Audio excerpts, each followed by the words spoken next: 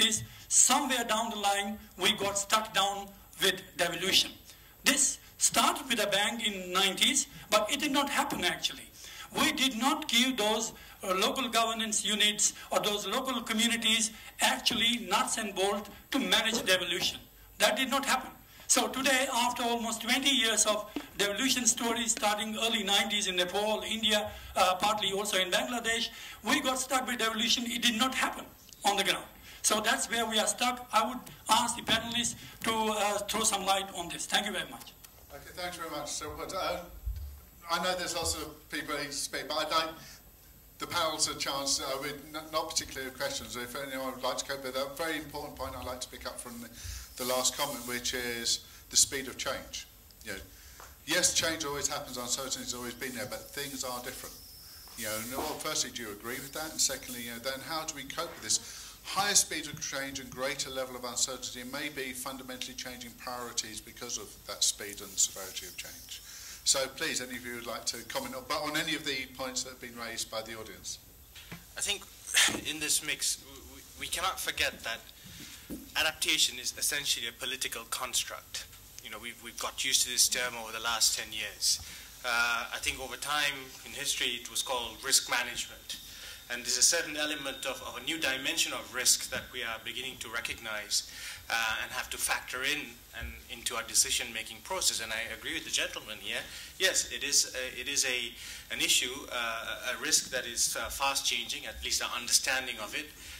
We expect that things will get a lot worse before they get a lot better, and that rate of change is going to increase over time. But we also have to not forget that, you know, people autonomously adapt. I mean, this has happened over time, and it's about now recognizing that this change is happening much faster than we've been used to managing, putting in place the mechanisms to remove barriers that are necessary for people to make risk management decisions more easily. And in that context, I think we also have to remember that there's a place for public policy, and there's a place for cross-sectoral integration and all of that, but there's probably a larger place for the private sector to get involved, because the kind of changes that we are expecting to manage, I mean, I'm afraid it's, you know, if this is true, and we are all not 100% sure about it, we suspect it is, we are quite confident it is, the scale of resources that are required go well beyond public finance.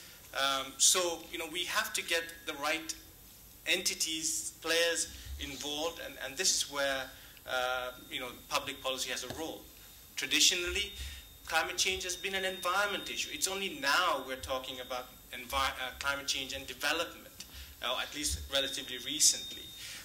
But historically, all the knowledge has centered in ministries of environment, in Met departments, and this is why I think we have to start broadening this integration so that others in line ministries, as well as the private sector, start getting engaged in this topic. And some, whether public policies there or not, will go charging down that road because there are incentives in place for them.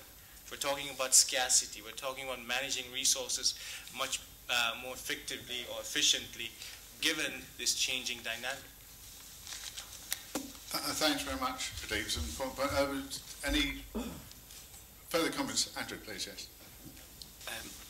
Just a quick comment about the ability to adapt.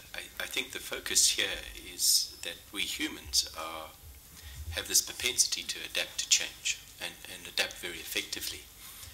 But I think what is of greater concern for us is the ability of our ecosystems to adapt to these very rapid and uncertain changes. And I would say probably our ecosystems are really under threat and are unable to adapt to these changes. And the implications of those in delivering the services that we require, I think are profound.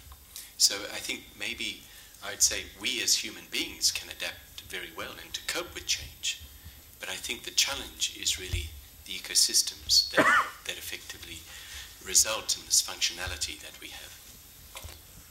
Thanks, Andrew. And that is an important reality check. You know, when we're talking about the uncertainty of science, well, there's a lot of uncertainty about the climate models, but in a way that's of secondary importance to how ecosystems will change and shift. That's even more unpredictable and probably impossible to predict, indeed, over any reasonable time horizon.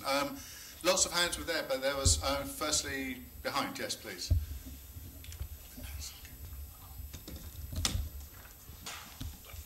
And introduce yourself. Sure. Ben Vickers from the Centre for People and Forests here in Bangkok. I think George asked a provoking question when he mentioned the issue of vote catching and money catching, and I'd like to provoke a bit further, if I may. There is, as Pradeep mentioned, the issue of climate change traditionally falls under the Ministry of Environment.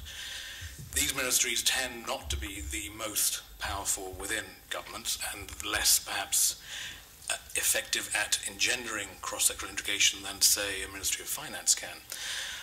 Now, is the introduction of climate change into a Ministry of Environment's portfolio changing this dynamic? Is it making Ministries of Environment more able to engender integration? If it is, I'd certainly like to hear about it. If not, is there a case for actually having the focus of climate change housed somewhere else? And indeed, there are examples of that in some countries in this region where it is shifting to other institutions. Sorry, please, next, yes. I'm Professor Murali Krishna from India. Mr. George mentioned something. Mr. George and Andrew have highlighted the importance of the uncertainty. I have a specific issue related to, is it uncertainty due to the lack of data or lack of hindcasting or forecasting models which can be predict the real-time situation? That is one of the issues. Then also it has been mentioned capacity building has to be made more meaningful.